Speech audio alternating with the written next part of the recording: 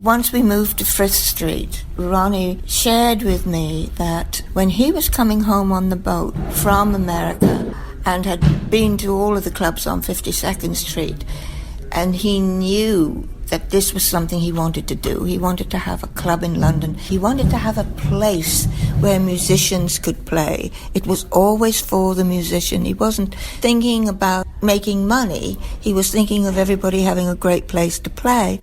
And he said, I'd really, really love it if I had a club, and when people hailed a taxi in London, all they'd have to say to the taxi driver is, Ronnie Scott.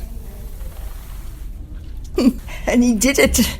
That was Mary Scott, Ronnie's long-term partner, talking about Ronnie's vision to open a jazz club in London. Hello, this is Bruce Fleming, photographer.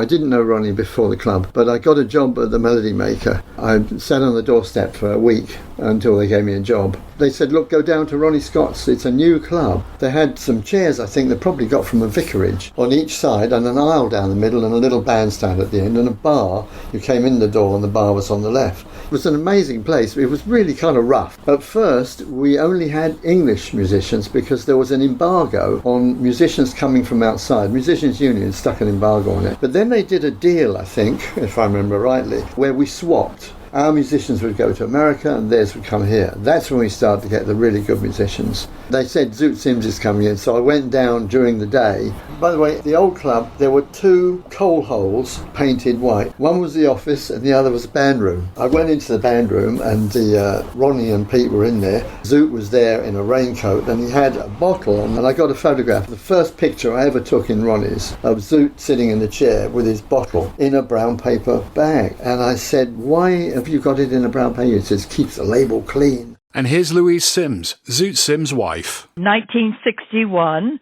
Zoot was the first American jazz musician to play at Ronnie's.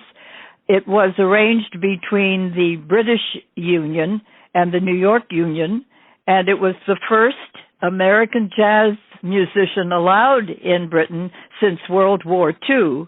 And Zoot was very proud of that. My name is Georgie Fang, and I'm speaking from the legendary band room backstage at Ronnie Scott's Club. My first residency in Soho as a leader of my own band in March 1962, when we started to work down a club called the Flamingo, which was a jazz club owned by the Kruger brothers. A chap that later became my manager, Rick Gunnell, used to rent this place from the Kruger brothers on weekends and have all-night sessions from midnight till 6 a.m.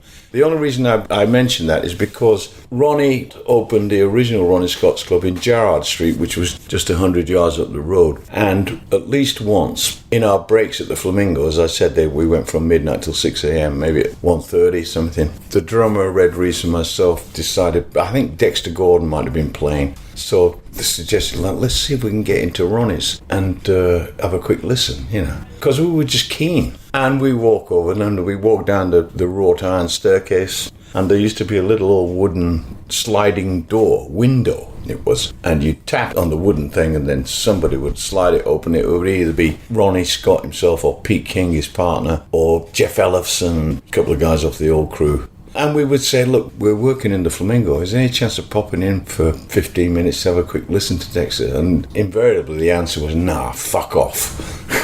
He wouldn't let us in. Mike Westbrook, composer and band leader.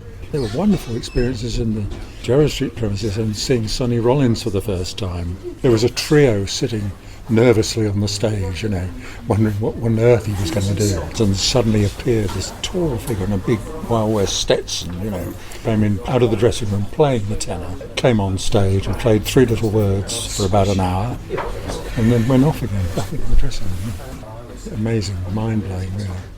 Writer and photographer Val Wilmer. There was always jam sessions down there. When Ernest Ranglin was here, lots of people sat in, and he came here and then I think he went back to Jamaica, and then he came here again, and he was such a wonderful guitarist that Ronnie and Pete gave him a residence, and he was here for a long time. And at one point he was on the same bill as Sonny Stitt. Ray Charles was in Ireland making a film. They had an enormous amount of time to do this filming, so their band had a lot of time off, and they came over to London, and some of them got into nefarious activities, and others just went to see family and friends and came and sat in. And Roy Burrows I took him down there, and Gene Wright, who played bass with Brubeck, Oliver Bino, who was another trumpet player who was in the Ray Charles band. So they all sat in together. I took a lot of photographs that night, but I did a long piece on the club for Downbeat. It's about 3 pages plus with photographs. And I used one of the photographs from that session with Roy Burrows, known as Wranglin, and Sonny Stitt. It's the one that's got everybody in it, and there's a picture of the sign outside, and that gave the club a lot of coverage in the States, well, worldwide, of course, because Downbeat went worldwide.